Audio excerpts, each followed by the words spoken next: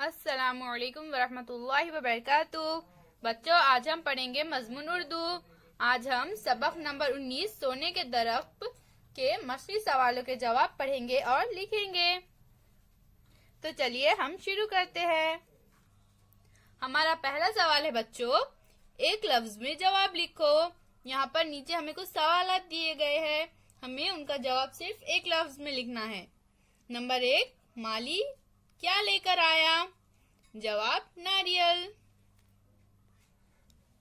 Number 2, नारियल के तने से माहीगीर क्या बनाते हैं?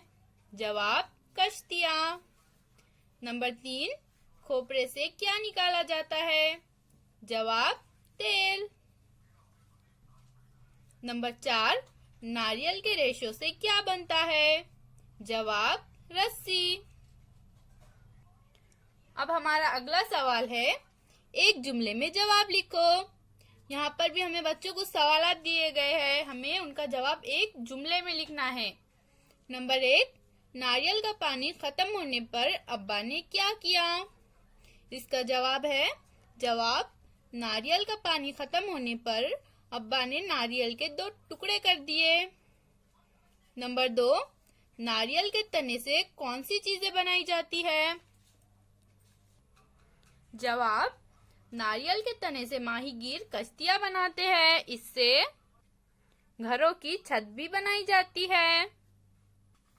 नंबर 3, नारियल के पत्तों से कौन सी चीजें बनती है? जवाब नारियल के पत्तों से पंखे, चटाइयाँ और घरों की छतें बनती है। नंबर 4, नारियल के खौल से क्या बनाया जाता है? जवाब नारियल के खौल से पानी निकालने के डोंगे बनाए जाते हैं। अब हमारा अगला सवाल है बच्चों, मुख्तसर जवाब लिखो। यहाँ पर हमें नीचे कुछ सवाल दिए गए हैं, हमें इनके जवाब मुख्तसर लिखना है। नंबर 1, अब्बा ने नारियल के दरख्त को सोने का दरख्त क्यों कहा? इसका जवाब है बच्चों जवाब नारियल के दरख्त का हर हिस्सा किसी न किसी काम में आता है, इसकी कोई चीज बेकार नहीं जाती, इसीलिए अब्बा ने नारियल के दरख्त को सोने का दरख्त कहा है। नंबर 2, खोपरा किस काम आता है? जवाब खोपरा खाया भी जाता है और इसका तेल भी निकाला जाता है, इससे तरह तरह की मिठाइयाँ बनती है। नंबर 3, खोपरे के तेल के क्या इस्तेमाल है? जवाब कुछ लोग खोपरे के तेल को घी की बजाय खाना पकाने में इस्तेमाल करते हैं। खोपरे का तेल सर में लगाने और साबुन बनाने के काम भी आता है। नीचे दिए हुए लफ्जों के वाहिद लिखो। यहाँ पर हमें कुछ जमा के अल्फाज दिए गए हैं बच्चों, हमें उनका वाहिद लफ्ज लिखना है। जमा के अल्फाज यानी क्या बच्चों?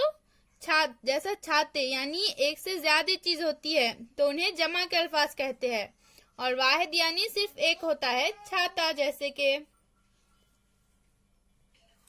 तो यहाँ पर हमें कौन से अल्फाज दिए गए हैं बच्चों जमा के? छाते, कश्तियाँ, पत्ते, पंखे, चटाइयाँ, छतें। इनके वाहिद अल्फाज क्या होंगे बच्चों? छाते का वाहिद लफ्ज छाता, कश्तियाँ का वाहिद लफ्ज कश्ती, पत्ते का वाहिद लफ्ज पत्ता, पंखे का वाहिद लफ्ज पंखा, चटाइयाँ का वाहिद लफ्ज चटाई और छते का छत। अब हमारा अगला सवाल है बच्चों, दी हुई मिसाल के मुताबिक नीचे दिए हुए लफ्जों से पहले बे लगाकर दूसरे लफ्ज बनाओ।